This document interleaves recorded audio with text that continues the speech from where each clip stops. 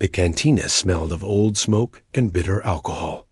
Dim lights cast long shadows across the metal tables where traders and travelers sat, nursing their drinks. In the far corner, away from the noise and crowds, 2 figures sat across from each. Other at a small table. Krikstal lifted his glass with one of his 4 arms. His blue skin looked almost black in the weak light. Scars covered his face and neck, telling stories of battles fought long ago. His large compound eyes reflected the amber liquid as he took a slow sip. Across from him sat Jenna Martinez, a human woman with dark hair and tired eyes. She had been chasing this story for 3 years. Her recorder sat on the table between them, its red light blinking steadily. Her notebook was open, pen ready. "You sure you want to hear this?" Krikstal asked. His voice was rough, like gravel scraping against metal. "Some stories are better left buried." Jenna leaned forward. "The war ended 20 years ago. People need to know what really happened out there. They need to understand." The alien warrior stared at her for a long moment. Then he nodded slowly. "Very well. But understand this, human. What I tell you tonight will change how you see your own kind. Are you ready for that?" "I'm ready." Krikstal set down his glass and began to speak. 20 years ago, I was a different creature. I was Krikstal of the 3rd Assault Legion, proud warrior of the Zephyrian Empire. I had conquered planets before you humans even knew what a star was. I had seen 47 worlds bow before our might. He paused, his eyes distant. We thought we knew everything about war. We had rules, tactics, honor codes. War was a game with clear winners and losers. The strong survived. The weak submitted. Simple. Jenna wrote quickly, trying to capture every word. When the High Command decided to expand into human territory, no one was worried. Your species was new to space travel. Your weapons were primitive. Your ships were slow and clumsy. Intelligence reports said humans are soft, divided, unable to work together when faced with real danger. Krikstal's voice grew bitter. We were so very wrong. The alien reached for his glass again, but his hand shook slightly. He noticed and pulled it back. The first target was Proxima Station, a small outpost on the edge of your territory. Maybe 300 humans living there, mostly miners and their families. Our fleet had 12 warships. The attack should have lasted minutes. What happened? Jenna asked quietly. We sent the standard surrender demand. Every civilized species accepted these terms. Lay down your weapons, submit to Zephyrian rule, and your lives would be spared. Simple. Clean. Krikstal's compound eyes seemed to darken. Your people sent back a 2-word reply. I will never forget those words as long as I live. What did they say? Come and take them. The alien warrior leaned back in his chair. At first, we laughed. 300 humans against 12 warships? It was madness. But then the shooting started. The humans fought back? Fought back? Krikstal's voice rose slightly, causing a few heads to turn in the cantina. He lowered it again. They did not just fight back. They fought like creatures. Possessed, like demons from the old stories. He took another sip of his drink. Our first wave of fighters approached the station. Standard attack formation. Nothing fancy. We expected them to scatter, to run. Instead, they came straight at us.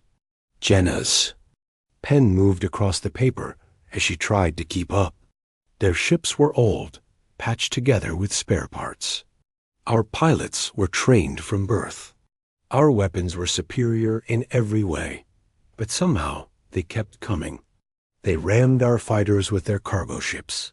They used mining charges as weapons. They turned their entire station into a fortress. Krikstal's voice grew quieter. I was on the command ship, watching through the sensors. I saw a human fighter pilot, his ship burning, engines dead. He was drifting toward one of our cruisers. We thought he was trying to surrender. He wasn't. He had loaded his cargo bay with mining explosives. He crashed into our ship's weapon systems and detonated everything. Took out half our firepower in one move. The alien warrior stared at the table. That was when I first realized we were not fighting a normal enemy. This was not just about territory or resources. For humans, this was something else entirely. What do you mean? Later, we captured some of the station's communication logs. The pilot's name was Danny Brooks. He was 19 years old. He had just gotten engaged to a girl named Lisa, who worked in the station's hydroponics bay. Crixtal looked up at Jenna. Before he made his final attack, he sent her a message. Just 3 words. Love you always. Jenna felt a chill run down her spine. We took Proxima Station eventually, but it cost us 4 ships and nearly 1,000 warriors for one small outpost with 300 humans. The alien's voice became almost a whisper. That should have been a warning, but we were too proud to listen. What happened to the survivors? There were 17 left alive when we finally broke through their defenses. All wounded, all exhausted. We expected them to beg for mercy. Crixtal shook his head slowly. Instead, they asked about their families, not about themselves, not about their own fate. They wanted to know if the evacuation ships had escaped, if their children were safe. And were they? Yes, the humans had used the entire battle as a distraction. While we were focused on the station, civilian ships slipped away through the asteroid field. 300 humans held off our entire fleet so that 5,000 others could escape. Jenna looked up from her notes. That's incredible. That's what I thought too. But it was only the beginning. Crixtal finished his drink and signaled for another. The real nightmare started at New Gibraltar. New Gibraltar? A mining colony in the Kepler system. Bigger than Proxima Station, but not by much. Maybe 10,000 humans living there. We surrounded the planet with 24 warships. Cut off all communications, all supply lines. It should have been easy. The alien warrior's new drink arrived. He stared at it without taking a sip. The colony was run by a man named Jake Sullivan, former military, but he had been mining asteroids for 15 years. Just a simple worker trying to make a living. What made him special? Nothing. That was the terrifying part. He was just an ordinary human. But when we demanded surrender, he did something that changed everything. What? He called for volunteers. Not soldiers, not warriors. Just ordinary people who were willing to fight. For their home. Crixtal's voice grew distant again. Every single adult on that planet volunteered. Miners, teachers, doctors, engineers. Even the teenagers lied about their ages to join the defense force. They were going to fight your entire fleet. They were going to try. And that's when I began to understand that everything we knew about humans was wrong. The alien warrior looked directly at Jenna. Your species does not fight because you are strong. You fight because you cannot imagine doing anything else. And that makes you more dangerous than any weapon we ever built. Tell me about the battle. Crixtal picked up his glass, then set it down again without drinking. The battle lasted 3 weeks. 3 weeks of the most brutal fighting I have ever witnessed. And I have been in combat for over 50 years. He paused, his compound eyes reflecting the cantina's dim lights. But that story will have to wait. Some memories need time to surface properly. Jenna looked at her recorder, still blinking red. Will you continue tomorrow? Yes, Crixtal said quietly. But understand this, human writer. What I tell you next will be harder to hear. Much harder, I understand. The alien warrior stood slowly, his scarred frame unfolding from the chair. Tomorrow, I will tell you about the impossible defense of New Gibraltar, about humans who fought with broken bones and burning lungs, about a species that refuses to accept defeat, even when death is certain. He looked down at Jenna one last time, and I will tell you about the moment I realized that everything I believed about war, about strength, about honor, was nothing but lies. With that, Crickstall walked away, leaving Jenna alone with her notes and the weight of tomorrow's story. The next evening, Jenna found Crickstall in the same corner of the cantina. He was already there when she arrived, staring at an untouched drink. His forearms rested on the table, and his compound eyes seemed focused on something far away. "You came back," he said without looking up. "I said I would." Jenna sat down and turned on her recorder. "Are you ready to continue?" Crickstall finally looked at her. "No, but some stories demand to be told." He lifted his glass and took a small sip. New Gibraltar. I can still see it when I close my eyes. A brown planet with 2 small moons, covered in mining operations and simple settlements. Nothing special to look at. What made it different from Proxima Station? The size. 10,000 humans lived there, not 300. We thought numbers would work in our favor. More people meant more panic, more chaos. We were wrong again. Crickstall set down his glass. The planet had one major city called Haven. The rest were small mining camps scattered across the surface. When we arrived with our fleet, we expected them to gather in the city for protection. Did they? The opposite. They spread out even more. Every mining camp became a fortress. Every tunnel became a bunker. They turned the entire planet into a weapon. The alien warrior's voice grew darker. Our commander was Admiral Vexmar, a veteran of 30 campaigns. He had conquered more worlds than most Zephyrians could name. He looked at the planet and laughed. Why? Because their defenses made no sense. In proper warfare, you concentrate your forces. You protect your most important assets. You follow the rules. Crickstall's compound eyes reflected the cantina's dim lights. But humans do not follow rules. They make their own. Tell me about the battle. It started with our standard bombardment. Orbital strikes against military targets, communication centers, power plants. We expected them to surrender within hours. The alien paused. Instead, they got creative. Creative how? They used the mining equipment against us. Giant excavators became mobile weapons platforms. Industrial lasers meant for cutting rock were turned into anti-aircraft guns. They even used the mining charges to create artificial landslides. Crickstall shook his head. But that was just the beginning. The real shock came when we tried to land. Ground forces. What happened? We sent down our first wave of troops, 500 warriors in full combat armor. The landing zone was a flat area near Haven City, perfect for establishing a beachhead. The alien's voice became quieter. The moment our ships touched down, the ground exploded.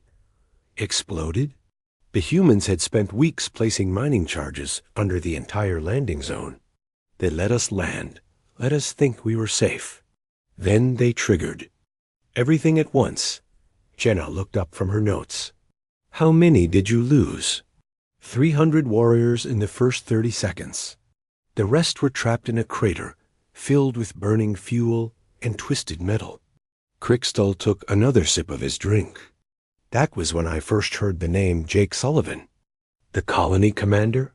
Former Marine, 20 years of mining experience. He knew every tunnel, every cave, every weak point on that planet. And he used all of it against us. The alien warrior leaned forward. But Sullivan was not the only one.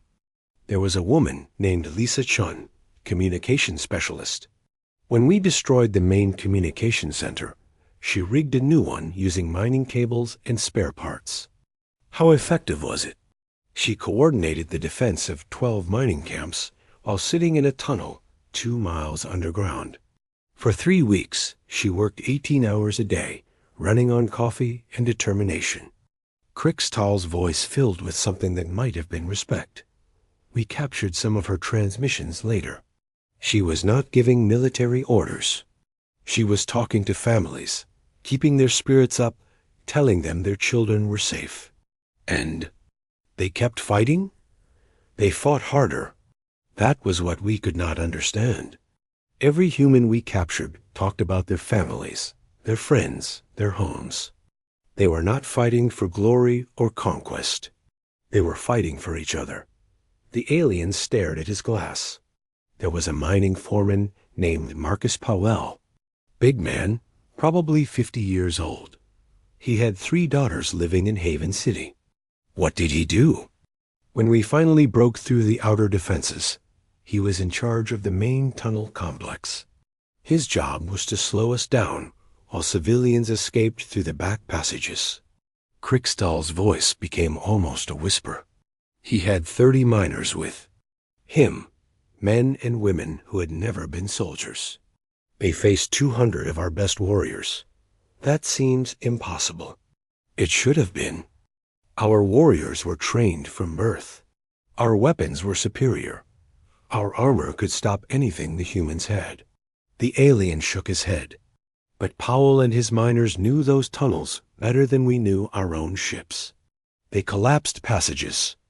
Behind us, filled others with poison gas from the mining operations. They turned the entire complex into a maze of death. How long did they hold out? 6 days. 6 days of brutal fighting in narrow tunnels where our superior numbers meant nothing. When we finally reached the main chamber, Powell was the only one left alive. Krikstal paused, his compound eyes distant. He was sitting against a wall, bleeding from a dozen wounds. His weapon was empty. His armor was broken, but he was still smiling. Smiling? He told me later, after we captured him, that his daughters had made it to the evacuation ships. That was all that mattered to him. Jenna felt a chill. What happened to him? He lived. We treated his wounds, put him in a prison camp, but his story spread among our troops. A 50-year-old miner had held off our finest warriors for 6 days. Not because he was superhuman, because he had something to protect.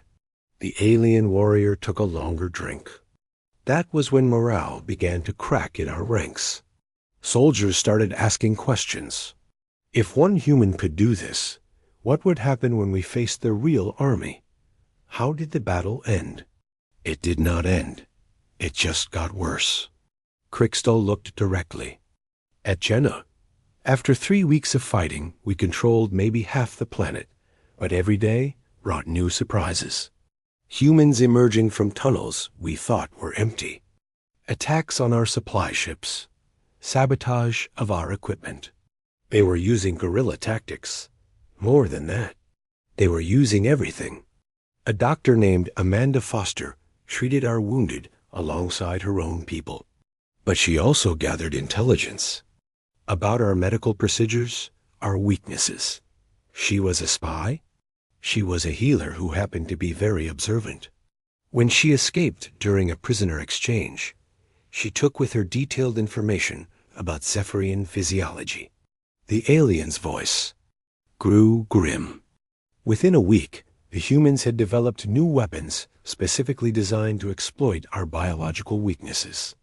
Sonic devices that disrupted our hearing. Chemical agents that affected our breathing. That's incredible. That's humans. They adapt. They learn. They never stop trying. Krikstal finished his drink and signaled for another. But the moment that truly broke our confidence came during the final assault on Haven City. What happened? We surrounded the city with our remaining forces. 10,000 Zephyrian warriors against maybe 2,000 human defenders. Our commander demanded surrender one last time. The alien paused as his fresh drink arrived. The humans responded by singing. Singing? Some old song about their home.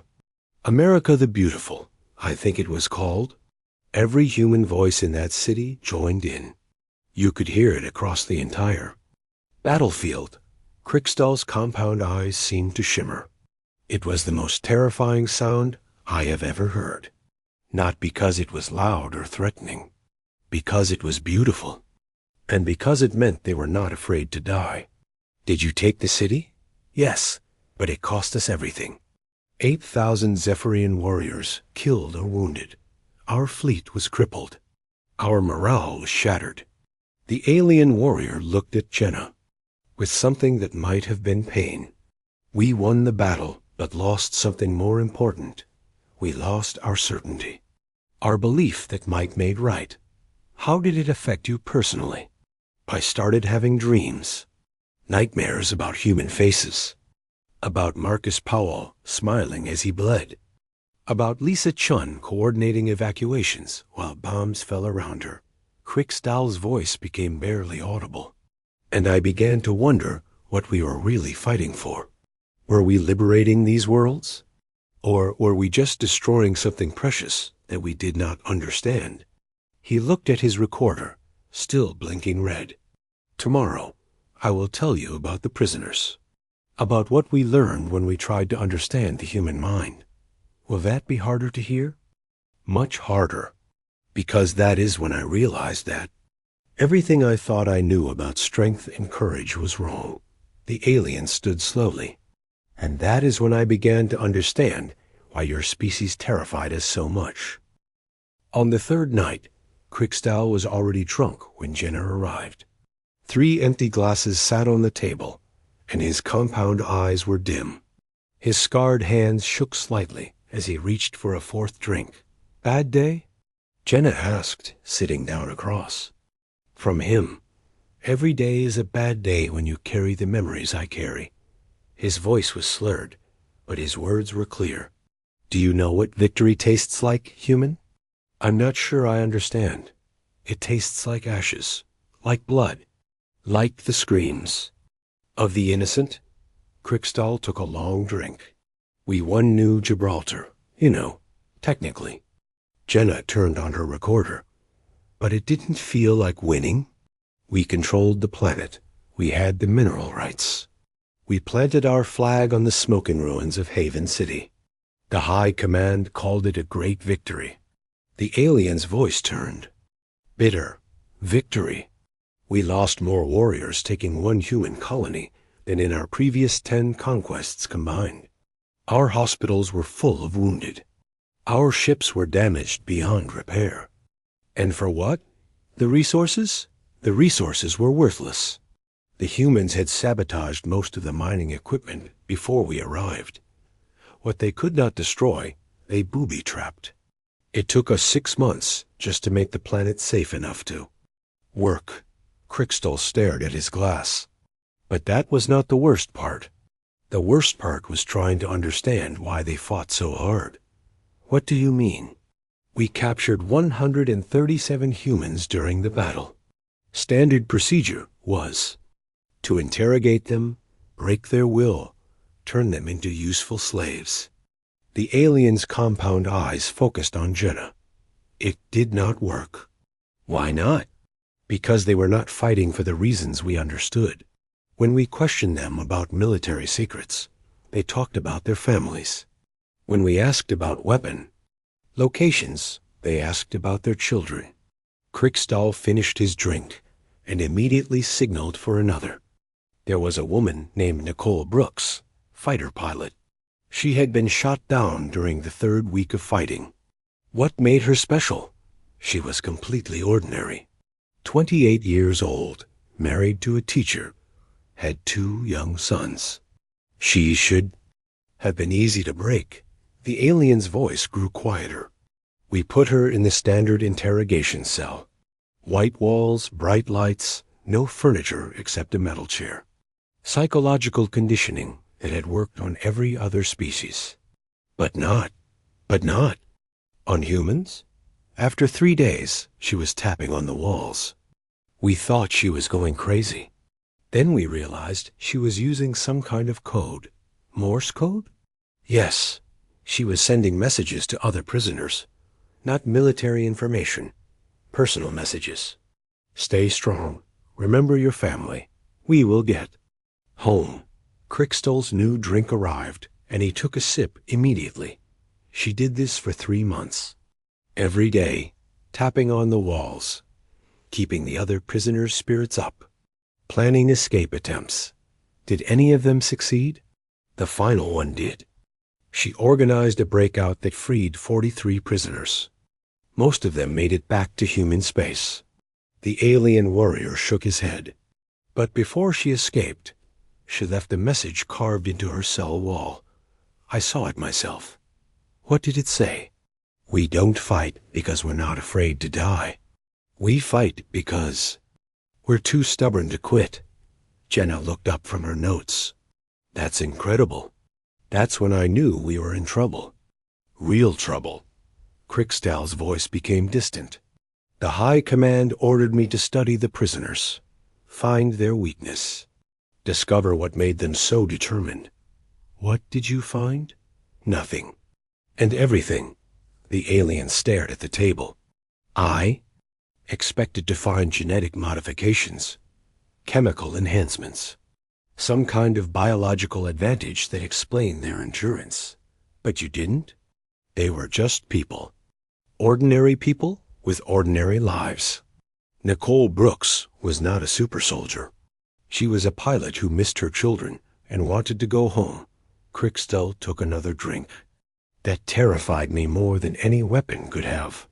Why? Because it meant every human was a potential Nicole Brooks. Every civilian could become a warrior. Every parent could become a fanatic. The alien's compound eyes seemed to darken. I started having nightmares. Dreams where I was surrounded by billions of humans. All of them smiling. All of them willing to die for each other. Is that when you started questioning the war? That's when I started questioning everything.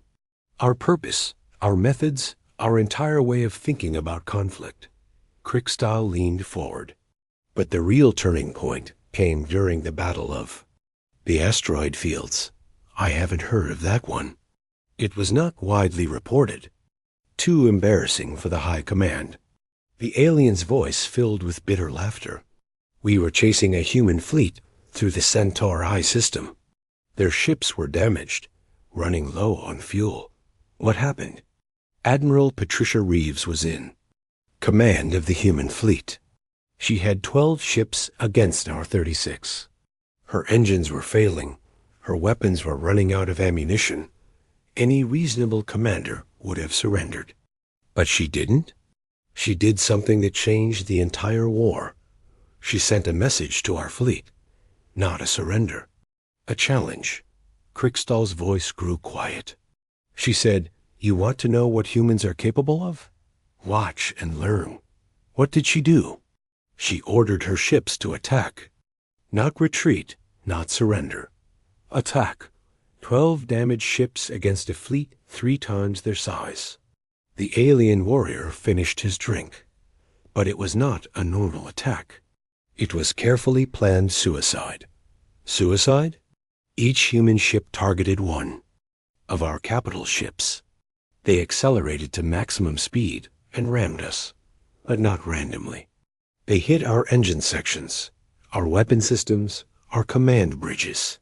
Crickstall's compound eyes reflected the cantina's lights. In 30 minutes, Admiral Reeves destroyed or crippled 24 Zephyrian ships. She lost all 12 of her own, but she saved the human colony ships that were fleeing behind her. That's impossible. I watched it happen. I was on the command ship of our surviving fleet. 12 human ships, each one burning, each one dying, each one taking us with them. The alien's voice became a whisper. But the worst part was the messages they sent as they died. Messages? Personal messages to their families. Love letters. Promises to meet again. Jokes to make their children laugh. Crickstall looked directly at Jenna. They were not dying like warriors. They were dying like parents, like spouses, like friends. And somehow, that made them stronger than any warrior I had ever seen. How did your fleet react? Half of our remaining ships requested transfer to other sectors. The other half started drinking heavily. The aliens signaled for another drink. I was promoted after that battle, given command of my own ship. The High Command thought I understood humans better than most. Did you? I understood that we were fighting something we could not defeat. Not because humans were stronger or smarter or better armed. Because they fought for reasons we could not comprehend. What reasons? Love. Not romantic love, though that was part of it. Love for their families, their communities, their way of life. They fought to protect something precious, while we fought to take it away.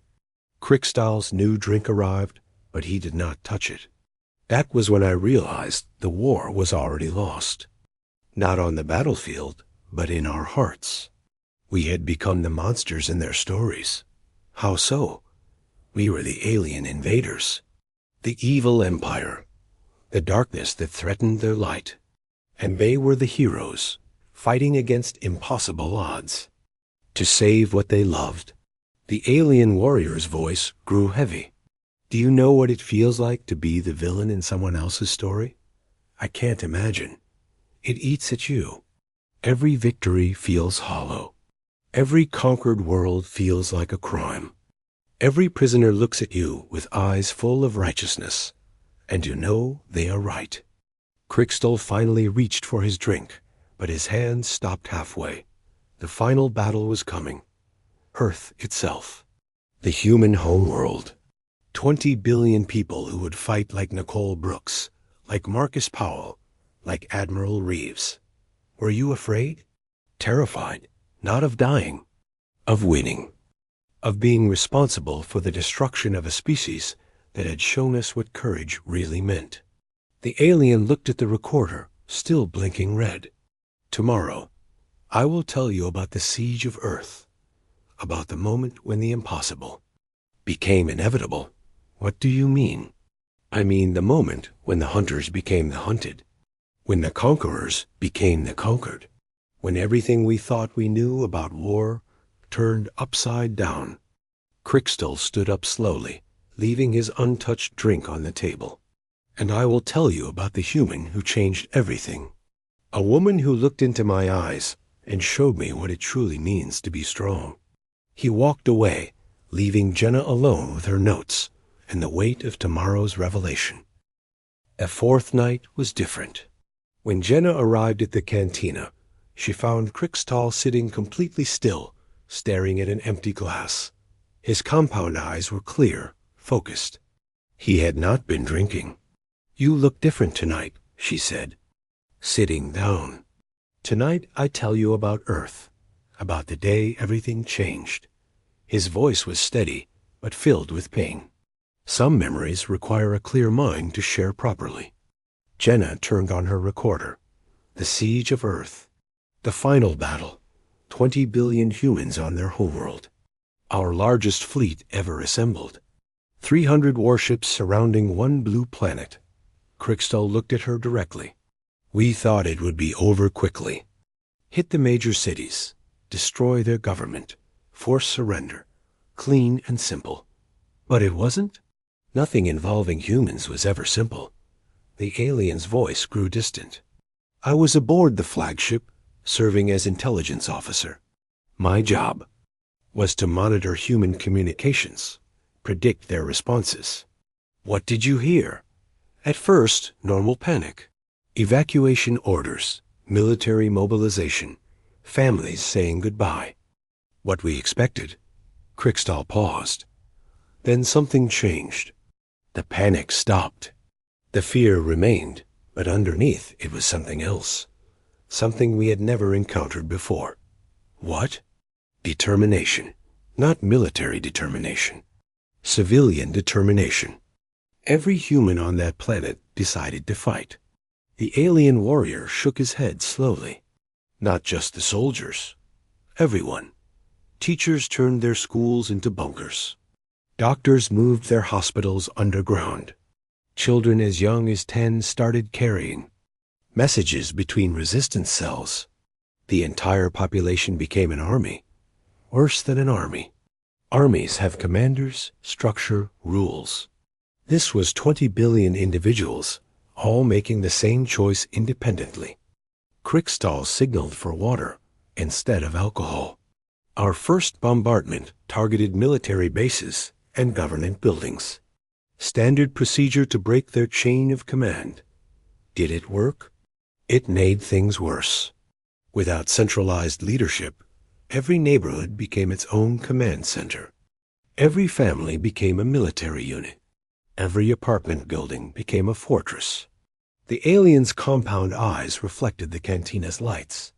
I watched through our sensors as construction workers dismantled their own buildings to create defensive positions, as scientists turned their laboratories into weapon factories, as artists painted messages of defiance on bombed-out walls.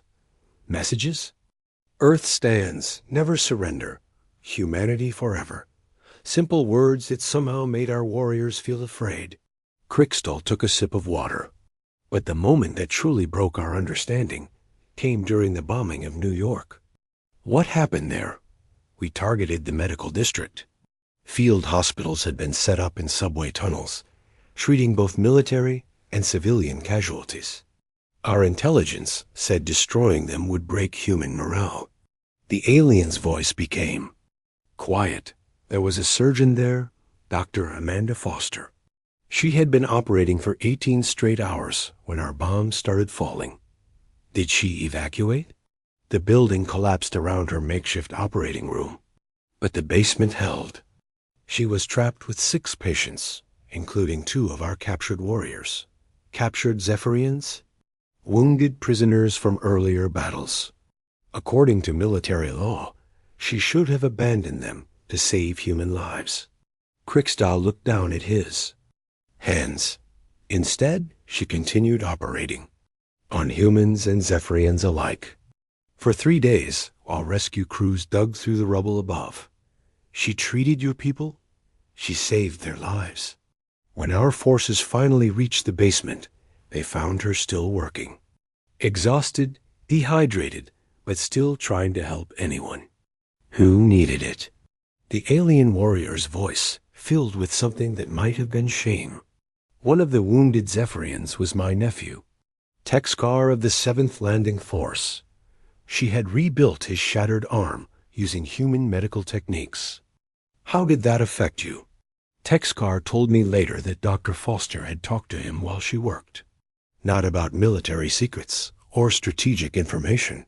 About his family, his hopes, his fears. Kriegstall's compound eyes seemed to shimmer. She treated him like a person, not an enemy, even while our bombs fell on her city. That must have been confusing. Confusing does not begin to describe it. We were trying to conquer these people, and they were trying to heal us. The alien reached for his water glass. But the real shock came when we intercepted human military communications. What were they saying? They were broadcasting their tactical plans in the clear. No encryption, no codes. Every Zephyrian ship could hear exactly what they were planning. That seems like a mistake. We thought so too, at first.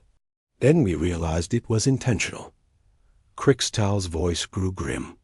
They wanted us to know what they were planning, because they were confident they could execute their plans regardless of our preparation. How is that possible? Because their plans were not about tactics or strategy. They were about sacrifice, about how many humans were willing to die to protect their world. The alien warrior stared at the table.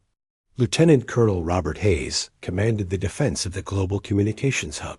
200 soldiers against 3,000 of our finest warriors. Those are impossible odds.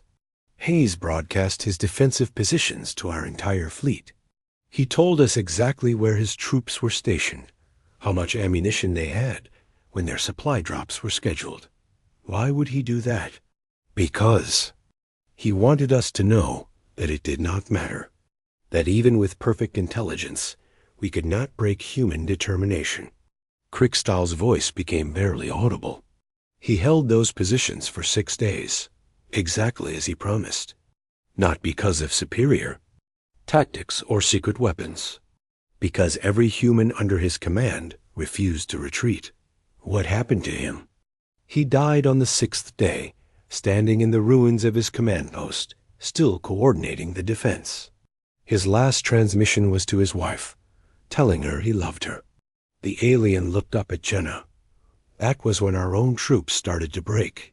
How? So, soldiers began asking questions. If humans could fight like this for their home, what were we fighting for? Glory? Conquest? The expansion of an empire that suddenly seemed hollow and meaningless? Did morale collapse?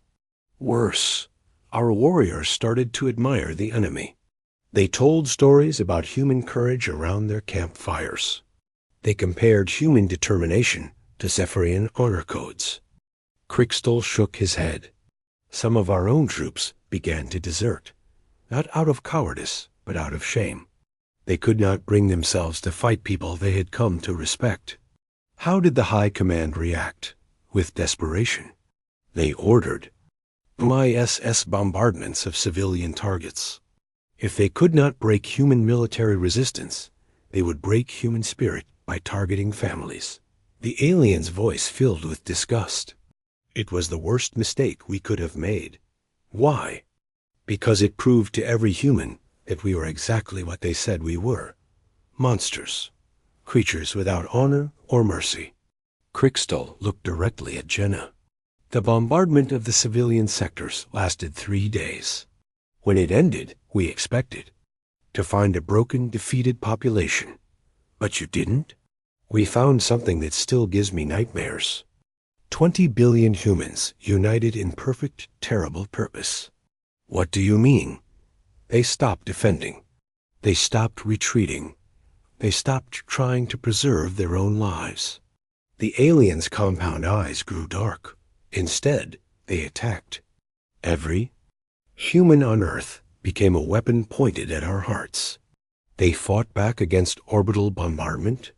They turned their entire planet into a trap, using the rubble from our bombing as cover, using their own destroyed cities as fortresses, using our attacks against us. Crixtal's voice became a whisper. And that was when I met her, the human who changed everything. Who? Commander Elena Rodriguez, captain of a damaged human cruiser that was drifting toward our flagship. What made her special? She was dying. Her ship was destroyed. Her crew was dead. Her mission was over. But she still had one choice left to make. The alien warrior stood up slowly. Tomorrow, I will tell you about that choice. About the moment when the war ended and my real education began. What kind of education? About what it truly means to be human. About the difference between strength and power. About why your species terrified us so much that we could never defeat you. Crixtal looked at the recorder one last time. And about the words that haunt me still, 20 years later. He walked away, leaving Jenna alone with the weight of his final revelation waiting in tomorrow's darkness. On the 5th night, Crixtal was waiting outside the cantina when Jenna arrived. He stood in the shadows of the station's metal corridors, staring out at the stars through a small window. I have been thinking about endings, he said without turning. Around how stories finish, how wars end, how people change. Are you ready to finish yours? I have been ready for 20 years, but some truths are harder to speak than others. They went inside and sat at their usual table. The cantina was quieter tonight, almost empty. Crixtal ordered nothing. He simply sat with his 4 hands folded, looking older than Jenna had ever seen him. Commander Elena Rodriguez, he began. That name still echoes in my mind when I try to sleep. Tell me about her. She was 42 years old. Born in Texas, trained at the Space Naval Academy, served 15 years in deep space. She had a daughter named Maria, who was studying to be a teacher. Crixtal's compound eyes focused on something far away. Her ship was the U.S. Liberty. A heavy cruiser that had been fighting for 3 months around Earth. When I first saw it, the ship was dying. Dying how? Hull breaches, engine failure, life support failing. Half her crew was dead, the other half was wounded. Any reasonable commander would have surrendered or evacuated. But she didn't. She was drifting toward our flagship. My ship, the Eternal Conquest, pride of the Zephyrian fleet. Our sensors showed her vessel was powerless, no threat to anyone. The alien warrior paused. That was our first mistake. Thinking a human was no threat just because their weapons were broken. What was she planning? I found out later she had rigged her ship's reactor to overload. Not to destroy us. The explosion would not have been large enough. To disable our weapon systems. Krikstal's voice grew quiet. She was going to sacrifice her life and the lives of her remaining crew to cripple our flagship. To give other human ships a chance to escape. That's incredible. That's human. But what happened next changed everything I believed about war, about strength, about what it means to be alive. The alien looked directly at Jenna. I was ordered to lead a boarding party onto her ship, to capture any survivors for interrogation, to secure any useful intelligence. Did you? I took 12 warriors with me. We cut through her hull using plasma torches. The ship was dark inside, filled with smoke and the smell of burning metal. Krikstal's compound eyes seemed to shimmer. We found her in the engine room, sitting against the reactor controls. She was bleeding from multiple wounds, barely conscious. But her hand was on the detonation switch. What did you do? I should have killed her immediately. Standard procedure for dealing with explosive threats. Quick, clean, efficient. The alien warrior shook his head. But something stopped me. Maybe it was the way she looked at me. Not with fear or hatred, with something else. What? Pity. She looked at me with pity, like I was the one who needed help. Krikstal leaned forward. I asked her why. Why she was willing to die. Why she kept fighting when the war was clearly lost. Why humans never seemed to know when to quit. What did she say? She smiled, actually smiled. While bleeding out in a broken ship, while facing death, she smiled at me. The alien's voice became barely audible. She said, "You came here to conquer us because you thought we were weak. But you don't understand what makes us human. Go on.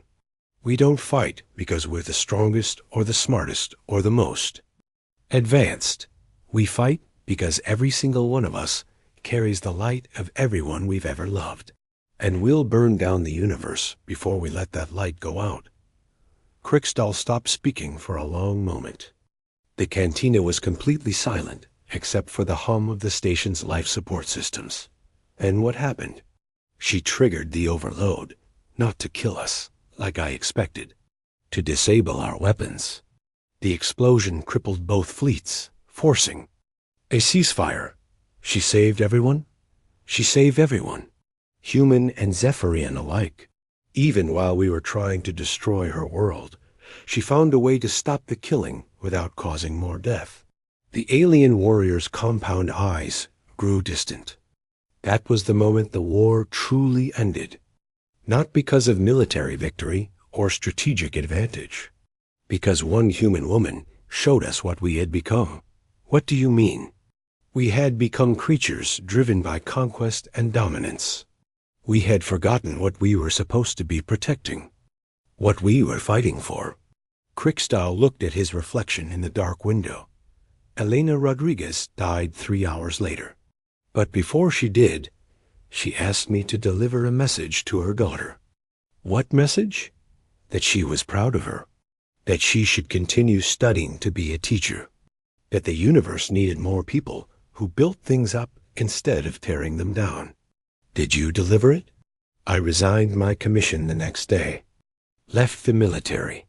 Spent 2 years finding Maria Rodriguez and giving her that message in person. Jenna looked up from her notes. What was that like? Terrifying. Here I was, a Zephyrian warrior who had helped attack her world, standing at her door with her mother's final words. How did she react?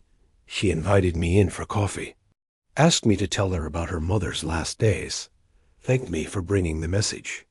Crickstall's voice filled with wonder. No anger, no hatred, just gratitude that someone had cared enough to remember. That must have been overwhelming. It destroyed everything I thought I knew about strength and weakness, about victory and defeat, about what it means to be truly powerful. The alien warrior stood up slowly. I spent the next 18 years studying human culture, your art, your literature, your philosophy, trying to understand the source of that incredible resilience. What did you learn? That humans are not strong because you are fearless. You are strong because you are afraid and fight anyway. You are not brave because you don't feel pain. You are brave because you choose love over hate, hope over despair, life over death. Crickstall looked out at the stars again. Elena Rodriguez taught me that true strength is not the ability to destroy your enemies. It's the willingness to sacrifice everything for those you love. And that changed you? It saved me from becoming a monster, from living a life without meaning, from dying without ever understanding what it means to be truly alive. The alien turned back to Jenna. Your species taught mine that war is not about who has the biggest weapons or the strongest army. It's about what you're fighting for. And why? What are humans fighting for? Each other? Always each other. The right to love, to dream, to build something better than what came before. Crickstall sat back down. We came to your worlds as conquerors, but we left as students. And in the end, that made all the difference. Is that why you wanted to tell this story? Because 20 years later, there are still Zephians who think the war was just a military defeat. They don't understand that it was actually a spiritual awakening. The alien warrior looked at the recorder for the last time. Humans didn't just defeat us in battle. You showed us what we could become if we chose love over power. And what did you become? Better. Not perfect, but better. The Zephyrian Empire no longer conquers worlds. We explore them. We learn from them. We try to protect them. Crickstall stood up one final time. Elena Rodriguez died to stop a war. But her real victory was showing her enemies how to live. Thank you for sharing this, Jenna said quietly. Thank you for listening. Some stories need to be told, even when they hurt. The alien warrior walked away, but this time he paused at the cantina's entrance. Tell your people something for me, he said. Without turning around. What?